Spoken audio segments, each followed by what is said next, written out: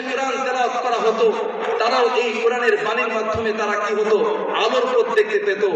আমরা সবাইকে আহ্বান করব, কোনো সংকোচ বোধের কারণ নাই। কোরআন কারীম এমন একটা জায়গা, কোরআনের মজলিস এমন একটা জায়গা, মসজিদ এমন একটা জায়গা যেখানে সবাই সামনের কাতারে বসতে পারে। কথা বলেন ঠিক কিনা? এজন্য সবাই চলে আসবেন আশা করি। কারণ আল্লাহ পাক কোরআনে কারীমে বলেছেন, আলিফ লাম রা কিতাবুন আনজালনাহু ইলাইকা লিতুখরিজান নাস মিনাজ যুলুমাতি ইলান নূর। জোরে বলুন আল্লাহু আকবার। রব্বুল আলামিন বলেন, ও নবী, আপনার উপর আমি এই কিতাবকে নাযিল করেছি, এই কোরআনে কারীমকে নাযিল করেছি। আপনি কোরআনে কারীমের মাধ্যমে আল্লাহ রাব্বুল আলামিনের হুকুমে মানুষকে অন্ধকার থেকে আলোর পথ দেখায় দিবেন। সুবহানাল্লাহ বলেন। এই কোরআনে কারীমের মাধ্যমে মানুষকে অন্ধকার থেকে আলোর পথ দেখায় দিবেন। আজকে যদি আমাদের সমাজে কোরআন থাকে, তাহলে অন্যায়, অবিচার, ফাসাদ, জুলুম, অত্যাচার কোনো কিছুই থাকবে না। কোরআন যেখানে আছে সেখানে নিরাপদের ব্যবস্থা আছে নাকি নাই? এখানে দেখেন তো, কোনো পুলিশ পাহারাদারি আছে? বলেন না, পুলিশ পাহারাদারি আছে? কোনো কিছু সিকিউরিটি আছে? কিছুই নাই, কিন্তু মানুষগুলো সুন্দর করে শ্রবণ করতেছে। কারণ কি? কারণ যিনি হচ্ছেন মালিক, তিনার যত ফোর্স সব কিছু এখানে আছে। সুবহানাল্লাহ। আমাদের অন্তর্চক্ষু যদি খোলা থাকতো, দেখতে পেতাম এই চতুর্দিক থেকে ফেরেশতারা বেষ্টনী করে আসছে। সুবহানাল্লাহ বলেন। এবং আল্লাহ পাকের সাকিনা এখানে নাযিল হইতেছে। সুবহানাল্লাহ বলেন। তো আমরা এত সুন্দর একটা মজলিস, এই বসার তৌফিক দিয়েছেন কে? আল্লাহ। এজন্য আমরা কোরআনের মাধ্যমে আমাদের সমাধান খুঁজে পাবো ইনশাআল্লাহ। সমাধান অন্য কোথাও নাই। সমাধান যাত্রার প্যান্ডেলে নয়, গানের আসরে নয়, ওই মদ, জুয়া, হারাম কাজের ভিতর সমাধান পাবেন না। সমাধান পাবেন একটা কিতাবে, সেটা হচ্ছে কোরআনে কারীম। কথা বলেন ঠিক কিনা? সমাধান চাও যদি জীবনে মরণে, ফিরে যাও খোঁজে নাও, চোখ রাখো কোরআনে। সমাধান চাও যদি জীবনে মরণে, ফিরে যাও খোঁজে নাও, চোখ রাখো কোরআনে।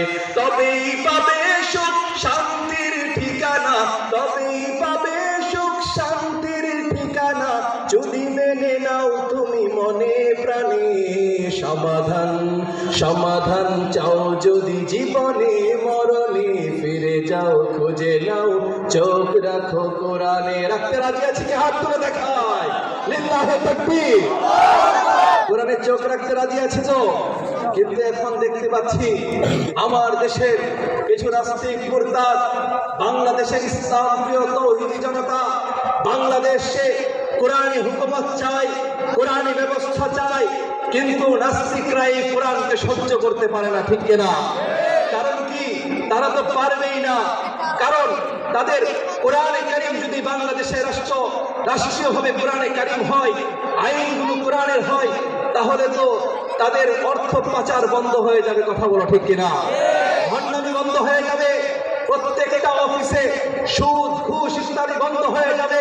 জুলুম, অত্যাচার, মানুষের প্রতি নির্যাতন, আলেমদেরকে অন্যায়ভাবে জেলে জুলুমে নিবৃত করে রাখা, আলেমদেরকে অন্যায়ভাবে ফাঁসির কাস্টে ঝুলিয়ে দেওয়া বন্ধ হয়ে যাবে। এর জন্য তারা কোরআনকে চায় না। ঠিক কিনা? কিন্তু জরিপ করে দেখেন, বাংলাদেশের 16 কোটি মানুষ যদি থাকে, 15 কোটি মানুষ কোরআনকে চায়। কথা বলেন ঠিক কিনা? আর বিধর্মীরা যারা, তারা তো কোরআনকে চাইবেই না। এটা তো আর তাদের নিয়ে মাথা ব্যথার দরকার নাই, তাদের সাথে বিরোধ হয়েছে। আল্লাহ পাক সমস্ত ষড়যন্ত্র থেকে আমাদের ইসলাম ধর্মকে, মুসলমানদেরকে হেফাজত করুক। সকলেই বলে আমিন। সেই কোরআন নিয়ে কথা বলা, তো এত বড় কোরআন তাফসীর সম্ভব নয়। সেই জন্য কোরআনের নির্যাস যে একটা সূরা আছে, কোরআনের সর্বর্ণ যে একটা সূরা আছে, সেই সূরা নিয়ে আমি সংক্ষিপ্ত আলোচনা করব। সেই সূরাটার নাম কি বলেন তো? সূরাতুল ফাতিহা। সবাই জানেন তো? জানেন? এক লোক মক্কা গেছে, যাওয়ার পর বলে, বাংলাদেশ থেকে মক্কায় আসছি, বাংলাতে কোনো কিছুই বলে না, শুধু দুইটা জিনিস বাংলাতে বলে। কোন দুইটা জিনিস? আযানটা দেয় বাংলায়, আর সূরা ফাতিহাটা বাংলায় বলে।